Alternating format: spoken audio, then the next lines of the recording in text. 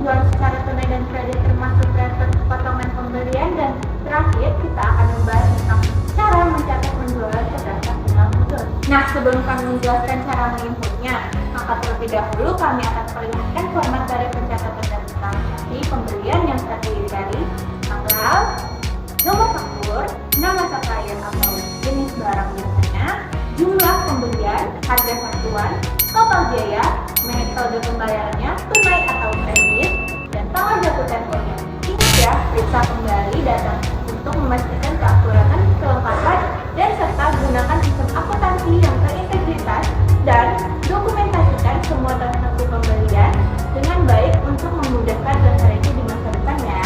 Lalu apa aja sih manfaat pencatatan dalam transaksi? Pertama, membantu mengolah laporan keuangan dengan lebih efektif. Yang kedua, membantu menghindari kesalahan dan kehilangan data, serta membantu dalam melengkapi laporan keuangan secara akurat dan lengkap. Perlu kita ketahui bahwa semua data yang sudah terinput, maka perusahaan dengan mudah mengetahui cost of goods sold-nya dari barang yang terjual dengan menjumlahkan hasil perkalian quantity dan price pada kolom penjualan.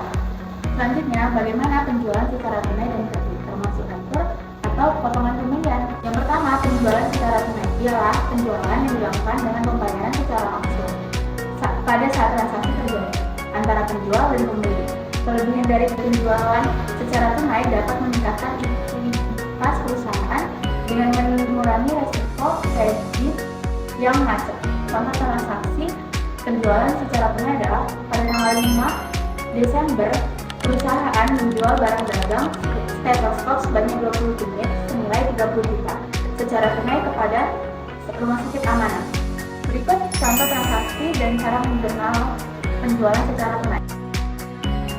Nah, selanjutnya penjualan secara kredit. Penjualan secara kredit adalah penjualan yang pembayarannya ditangguhkan dalam waktu tertentu. Untuk kelebihannya, yaitu dapat meningkatkan penjualan dan juga memperluas pasar. Sedangkan kekurangannya dapat meningkatkan risiko dalam macet dalam suatu administrasi.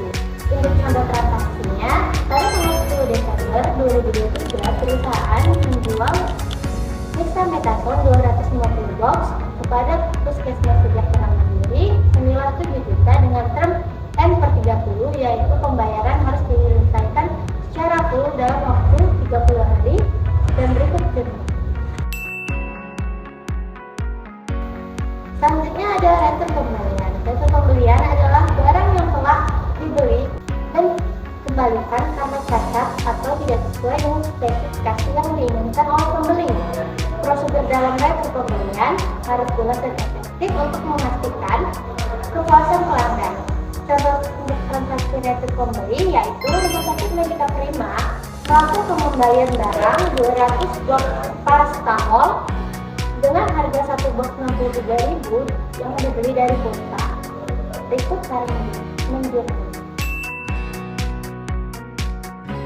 Selanjutnya ada potongan pembelian. Potongan pembelian adalah diskon yang diberikan kepada pelanggan dalam jumlah besar atau pembayaran yang tepat waktu. Jenis dari potongan pembelian diantaranya berupa potongan harga, potongan kuantitas, atau potongan pembayaran.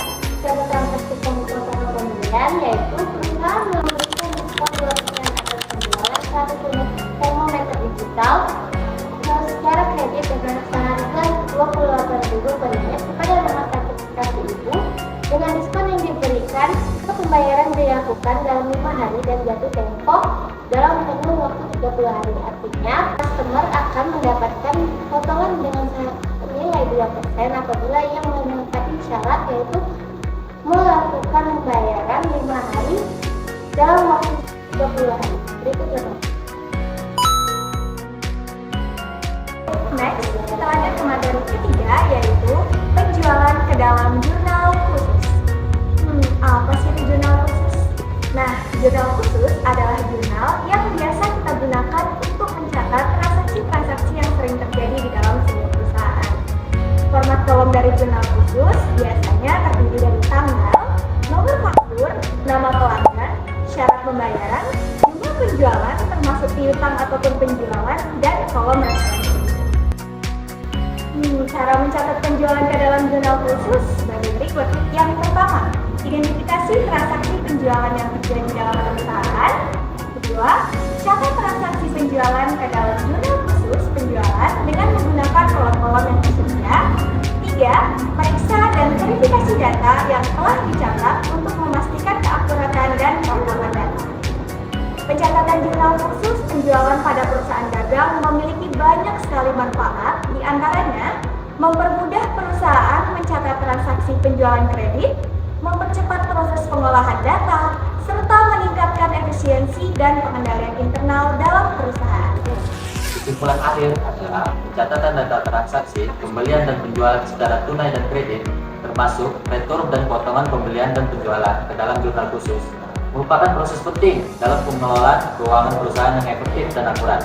Dengan menggunakan jurnal khusus, perusahaan dapat mencatat transaksi-transaksi tersebut dengan lebih sistematis dan terstruktur, sehingga dapat meningkatkan akurasi laporan keuangan, menghemat waktu, dan memudahkan perusahaan menganalisis keuangan.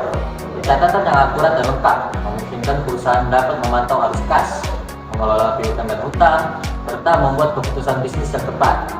Selain itu, penggunaan jurnal khusus juga dapat membantu perusahaan dalam mengurangi kesalahan pencatatan, meningkatkan efisiensinya, dan memudahkan proses audit.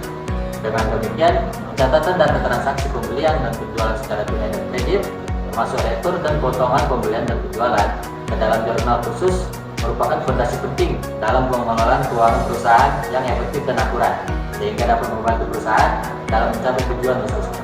Sekian dari saya, terima kasih.